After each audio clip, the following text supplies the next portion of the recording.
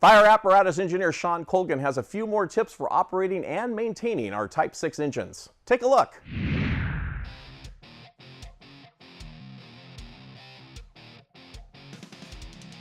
One of the things we need to think about before we even put it into four-wheel drive, can we even make it into the area that we're trying to get to? And what I mean about that is the actual wheelbase of this Type 6.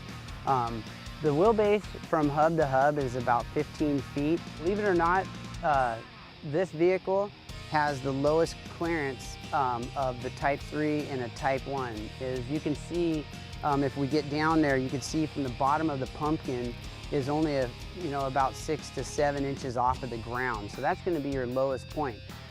So really want to think about when we're coming into our turns and the switchbacks is how we need to take a little more real estate when we're coming into these turns because they don't like to turn at all.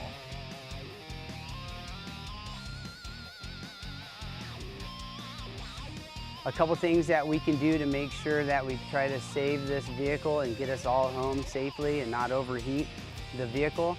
First of all, we got the air box right here. We can take the snaps off, take that air filter out, and instead of blowing it out, which will break up the fibers with high pressure air, we could just take it out, we could tap it on the tire and get the dust and anything that's stuck in the filter, put it back in.